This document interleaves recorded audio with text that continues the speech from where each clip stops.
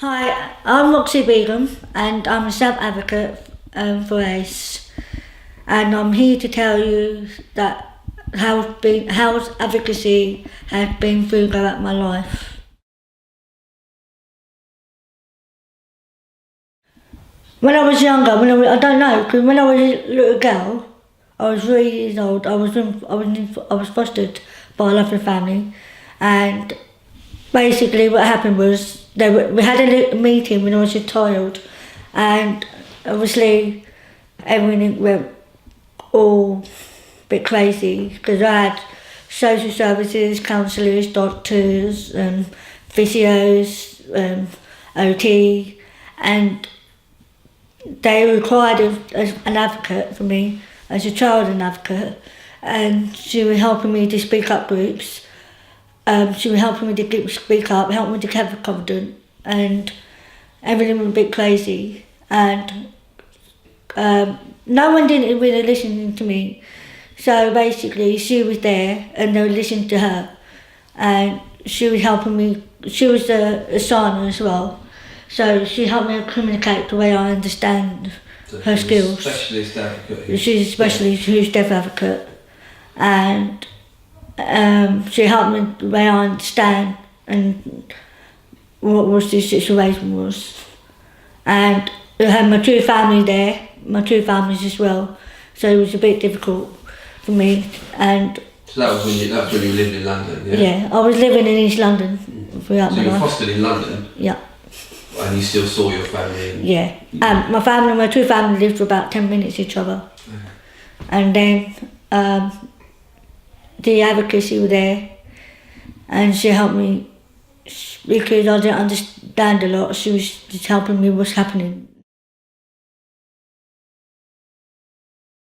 When I got into my teenage, obviously when I was a little girl, I was in two special needs school, and I had a learning disability, and physical disability, and mental health, and one in the old school, Elizabeth Fry, has burned down, and then went to another special needs, and then at 12, 13 I went to mainstream school, and I had a teenager advocacy because I was in the white school, and I was one Asian girl, one disabled girl in the school, and I was bullied because the way, because I look tacky, they say, or bastic, and so I got bullied bad. Were you not able to talk about it? Basically, they took my legs off, and the kid took my legs off, and they threw it in the bushes, and they hit me 25 times on my back. They like a bat and ball. So you had to get out of that school? I had to get out. And you had to get, is that why you had to get out of? No, yeah, because when I contacted the advocate, because I didn't know how to talk to people, and so my education at that time was really slow because I had so many operations. I had about these 35 operations now, about 30 operations probably, and I missed out of school a lot, and my education was really slow. So the advocate decided to help me to have one-to-one, like maths or English or anything like that, so we can spend time together, help me do a little bit of education, and she was helping me, giving me confidence about bullying, stop bullying about the school. She done an awareness and everything, and we done a massive poster and everything, so most has changed since I was a teenage. So at the same time as her sort of teaching you as such, she was advocating, supporting you, so you was your advocate, and she was supporting you so through these activities you could make your voice stronger. Yeah. After London, you went? And then after London, I decided to leave. My foster family had no choice because my foster mum had the house for 30 odd years, and we had no choice but to leave London, East London, and then went to East Bedford in Colchester for 5 years. I didn't like it there. Did you have advocacy at that point, or? Yeah, as in when I became an adult, yes. Yeah. Because basically I didn't like Guinnessburg, it was too quiet. And So I decided to have an advocate there called, I can't remember her name. Did you have, is that citizen advocacy you then had? I had sitting advocacy, yeah. Was that that point in your life? Yeah, I had, I can't remember her name. Julie, that's it. Jenny, that's it. I had Jenny as my advocate. So what, can you tell us what a citizen advocate is? Sitting advocate is... they get paid? Basically, sitting advocacy is do one-to-one. But they were volunteer advocates? They were volunteer, yeah. And you got a special relationship with them? And I had a special relationship, and also she helped me get on a case through the housing list, and to see where on top of the housings, and she helped me through college to find what college I need to go, to help me through education through the college, help me fill in the forms and everything. So I've passed my childcare I've been there about 5 years, and I've done NVQ1 and NVQ2. That's my first I ever passed in the college. Before that I had free access. So she helped me to do college, and then... Did she support you at the college when you were doing your course? Yeah, she was, yes. And she was also helping me when moved to, basically had a little meeting, but with my foster parents. Obviously the meeting didn't go, because I wanted to move out, but I wanted to be independent, and social services got it wrong. They put me into care, and because myself the sitting advocate, she helped me with the form, the housing form, to see where I was on top of the list, and she helped me fill in the thing and helped me understand where I can understand. And I've been in the housing list for a long time, so I've been waiting for a long time, for 6 years probably, for waiting. And when you were living in a residential down the road. Yeah. And then the worst thing came up to, I moved up to Wisteria House. This is elderly came home. I've been there 3 years, and then I moved to independent young independent home, which is a step up stone, which is public house, for 3 years, and been in my house for 6 years now. I had an adult advocacy, is one-to-one, because I had some issues here, and she helped me to sort out my financially, which Christine, her name, Christine. Yeah, I know, yeah. Yeah.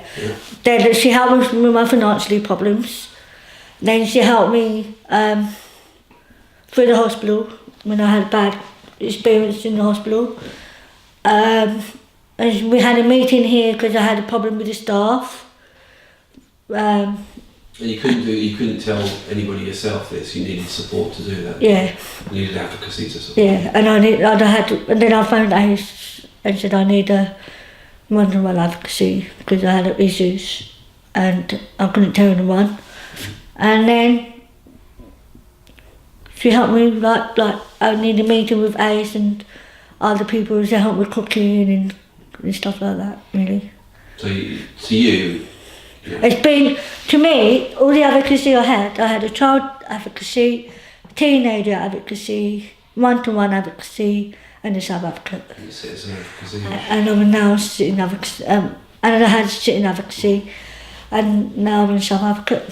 Why is it important to be able to speak up about things? Because because there's so many people that haven't had a voice, and they have no confidence, or they're scared, or something like that, but they don't know who to talk to, or they don't know who to trust. So they need an advocate to help them, to give them confidence, help them to speak up and become a better person. Before I had an advocate, I could not talk to anybody because my heart was like, because of my mental health issues.